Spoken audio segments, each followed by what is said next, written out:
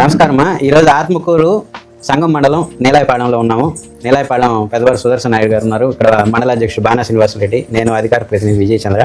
ఈరోజు మేము వచ్చిన కార్యక్రమం ఏంటంటే 2 సంవత్సరాలు ప్రభుత్వం రూలింగ్ పూర్తయిన సందర్భంగా ఇక్కడ ఫస్ట్ పేజీలో మనకి సంక్షేమ కార్యక్రమాలన్నీ ఇవ్వడం జరిగింది.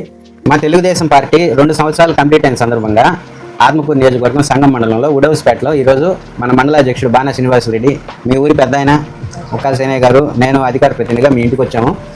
ఈ ఫస్ట్ పేజీలో ఉచిత పథకాలు ఉంటాయి కదా, పెద్దవాళ్ళకి పెన్షన్లు, తల్లికి వందనం, బిడ్డలకి దీపం 2 గ్యాస్ సిలిండర్లు, ఇలాంటివన్నీ ఫస్ట్ పేజీలో ఇచ్చున్నారు నీట్గా. అంటే రాష్ట్ర వ్యాప్తంగా ఎంత సంక్షేమం జరిగిందని ఫస్ట్ పేజీ.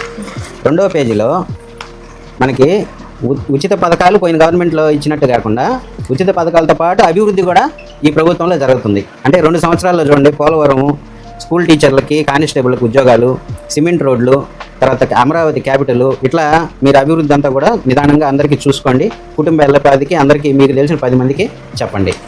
సో అట్లాగే ఈ కోస్తా ఆంధ్ర సైడ్ మనకి ఎయిర్పోర్ట్లు, రామాయపట్నం పోర్టు, ఇట్లాంటివన్నీ చేస్తున్నారు అనమాట.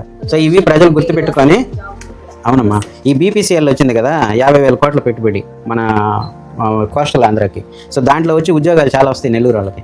అట్లా మీరు 10 మందికి చెప్పాలా ఈ 2 ఏళ్ల పరిపాలన ఎంత బాగా జరిగింది, 5 ఏళ్లకి 2 ఏళ్లకి ఎంత తేడా ఉందనేది మీరు చెప్పి మీరు కూడా కుటుంబ ఎల్లపది అన్నీ చదువుకోవాలి. అట్లాగే ఆత్మకూరు వరకు ఈ బ్రోచర్ అనమాట. ఆత్మకూరులో మనకి 3,000 కోట్ల పైచీలకు సంక్షేమం జరిగింది. సంక్షేమం అంటే ఈ ఉచితాలు డబ్బులు పంచడం అది, తల్లికి వందనం కావచ్చు, రైతులకు కావచ్చు. అభివృద్ధి కోసం, అభివృద్ధి అంటే సిమెంట్ రోడ్లు, హాస్పిటళ్ళు, దేవాలయాలు, మళ్ళీ బీటీ రోడ్లు ఉన్నాయి కదా, విలేజ్కి స్టేట్ హైవేలు, ఇట్లాంటివన్నీ తీసుకుంటే 3,000 కోట్ల పైచీలకు అమౌంట్ ఆత్మకూరులో ఖర్చు పెట్టడం జరిగింది అనమాట. సో ఇది మంత్రి గారు చేసిన అభివృద్ధి, ఆనం రామనారాయణ రెడ్డి గారు. రెండవ పేజీలో ఏంటంటే ఉత్త డబ్బులు పంచడమే పోయిన గవర్నమెంట్లో చేసినట్టు కాకుండా అభివృద్ధి కూడా దానికి ధీటుగా చేసుకుంటూ వస్తున్నారు అనమాట. అంటే అమరావతి, ప్రతి ఊర్లో సిమెంట్ రోడ్లు ఇచ్చారు, మీ ఊర్లో దేవాలయం ఇచ్చారుగా మంత్రి ఆనం రామనారాయణ రెడ్డి గారు.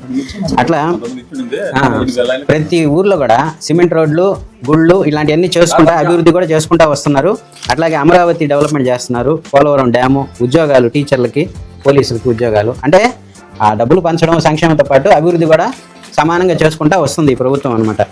ఆత్మకూరు నియోజకవర్గంలో మన మంత్రి ఆనం రామనారాయణ రెడ్డి గారు సోమశిల డ్యామ్ని పోయిన గవర్నమెంట్లో పట్టించుకోకపోతే, అంటే సోమశిల లేకపోతే మనం అభివృద్ధి, మన రైతాంగం శూన్యం అనమాట. రైతులకి ఆదుకునే వాళ్ళు ఎవరు, నీళ్ళు ఎట్లా వస్తాయి. కాబట్టి సోమశిల డ్యామ్కి 100 కోట్లు శాంక్షన్ చేయించి మన సీఎం నారా చంద్రబాబు నాయుడు గారి చేత ఆ డ్యామ్ని భద్రపరచడం జరిగింది. అదేవిధంగా ఆత్మకూరులో ఇంచుమించు 3,461 కోట్ల సంక్షేమం జరిగింది ఒక ఆత్మకూరులోనే, మన నియోజకవర్గంలోనే. అట్లా కాకుండా ప్రతి ఊర్లో కూడా, ఆయన దేవాదాయ శాఖ మంత్రి కాబట్టి ఆనం రామనారాయణ రెడ్డి గారు మనకి ప్రతి ఊర్లో దేవాలయాల రిపేర్కి 5 లక్షల నుంచి 10 లక్షలు, 20 లక్షలు టీటీడీ కింద ఇవ్వడం జరిగింది. మీ ఊరికి సిమెంట్ రోడ్ ఇచ్చారు కదా, సిమెంట్ రోడ్ కూడా వేయడం జరిగింది.